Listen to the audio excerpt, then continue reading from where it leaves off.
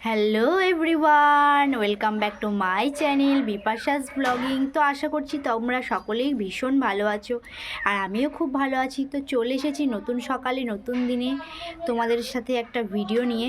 তো আজকের ভিডিওটাও খুব ভালো হতে চলেছে, তো তোমরা দেখতে থাকো। আর এখন সময় কটা বাজে তারাও একটু দেখে নিই। এখন বাজে 10:53, মানে 11টা বাজতে চায়। আর আমি দেখো আমার মাম্মাকে নিয়ে এখানে বসে আছি। কেন বলো তো, আজকে একটু জানো তো রোদ্দুর ওঠেনি, মানে রোদ্দুরের মানে ইয়েটা কি বলবো, আলোটা খুবই কম, তাই বসে আছি আমি এখানে। দেখি একটু রোদ্দুর আসলে তবে যে মামামকে নিয়ে একটু বেরোতে পারবো। আর এই দেখো আমার সোনা মাম্মাম, দেখো চুপ করে বসে আছে, দেখেছো তেমন করে বসে আছে আমার কোলে চুপটি করে।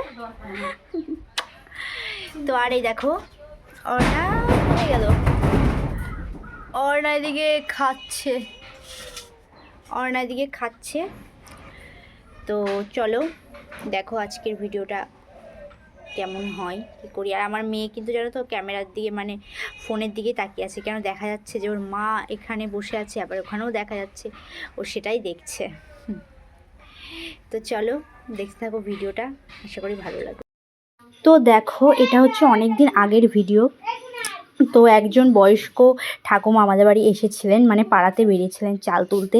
আর কিসের জন্য বেরিয়েছিলেন তো সেটাও তোমাদের সাথে শেয়ার করব। মানে শুনে না আমিও পুরো অবাক হয়ে গেছি যে এখন মানে এত ভালো মানুষও হয় সত্যি।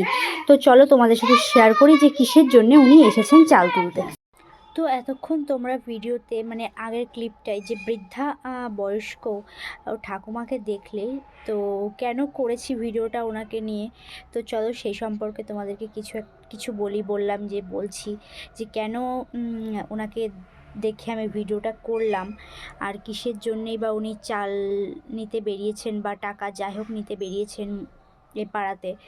তো যাই হোক, পৃথিবীতে দেখো যেরকম ভালো মানুষও আছে সেরকম খারাপ মানুষও আছে, কিছু পজিটিভ মাইন্ডের মানুষও আছে, আবার নেগেটিভ মাইন্ডের মানুষও আছে। তো আমি জানি না কথাটা কি উনি সত্যি বললেন না মিথ্যে বললেন, কিন্তু মন চাইলো যে না, কথাটা হয়তো উনি সত্যিই বলেছিলেন, হয়তো মিথ্যে কিন্তু মিথ্যে ওনার কথাতে কিছু আমার মনে হলো না। তো আমাদের দেশে পরিস্থিতি হয়েছিল, করোনা হয়েছিল, তোমরা সবাই জানো সেই প্যান্ডামিক সিচুয়েশনের কথা।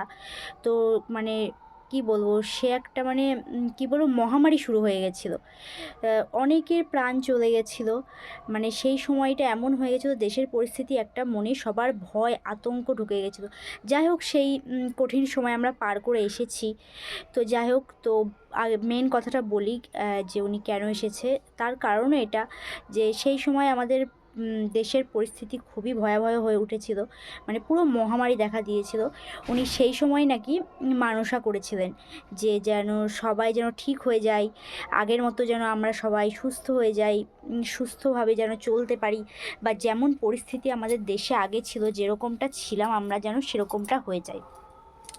তো উনি সেই নিয়ে মানসা করেছিলেন, তাই নাকি ওনার মানসা পূর্ণ হয়েছে। তাই উনি বছর বছর উনি হচ্ছে পুজো করেন, বাড়িতে বাড়িতে হোক মন্দিরে হোক যাই হোক, উনি পুজো করেন, তার জন্য উনি চাল তুলতে বেরিয়েছেন।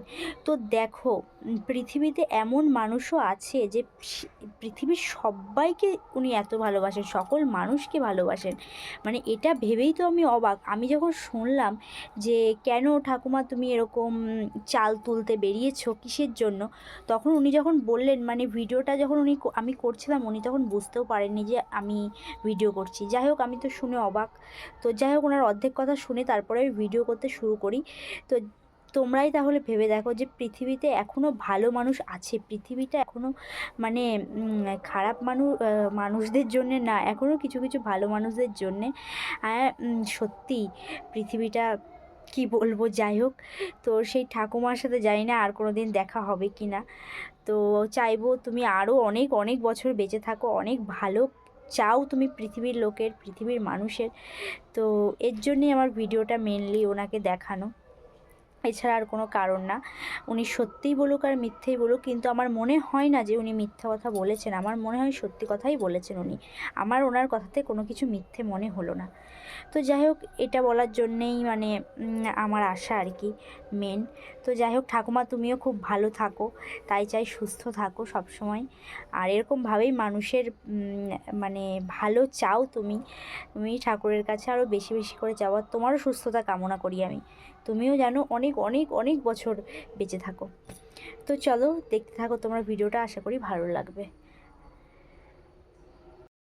তারপরে দেখো আমার পিসির ছেলে চলে এসেছে, মানে সম্পর্কে আমার ভাই হয় আর আমার মেয়ের সম্পর্কে মামা হয়। তো চলে এসেছে আমার মেয়েকে দেখতে। সেই লাস্ট এসেছিল 2 মাসে, আর এখন এসেছে 4 মাসে। আর এসে বলছে এখন ওর কত বয়স, 2 মাস? তা কেমন পাগল বলো। তো যাই হোক, আজকের ভিডিওটা কেমন লাগলো বলো, লাইক কমেন্ট শেয়ার করো, আমার চ্যানেলটা সাবস্ক্রাইব করো। তো চলো টাটা, দেখা হচ্ছে তোমার সাথে নেক্সট